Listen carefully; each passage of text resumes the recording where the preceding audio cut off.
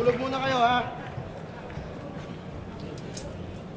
Taas ang kamay kung sino dito mga bad trip kay Yangwan. Taas mo kamay. Sila lang hindi, oh. Sila lang hindi. Total, wala namang kwenta yung kalaban. Papakyatin ko na lang yung batang inistapa niya at ninakawan. Teka. Let's go, Pangi! Let's go! Ano ninakaw sa'yo? Cellphone. Ha? Cellphone.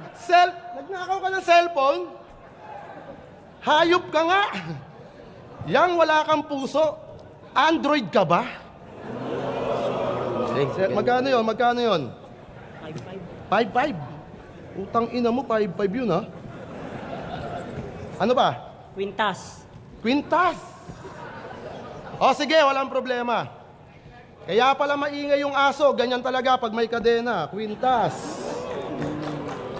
Quintas. Magkano yun? 6K. 6K. Puking ina mo, laki na ito, ah. Ano pa? Dilis. Dilis? Dilis. Umaasta kang big fish, may utang kang dilis. Dilis. Body bag. Ano, magkano yun? 20. 15 lang yun, tanga. Ano pa? Sardinas. Sardinas. Sardinas. Utang ina, pati yun, inuutang ng damuho. Huwag kang mag-alala, papauwiin ko tong walang ulo. Ano pa? Mike. Layo nyo to. Balita ko, pati si Mike Swift. Inistapa mo. Ano pa? Tablet.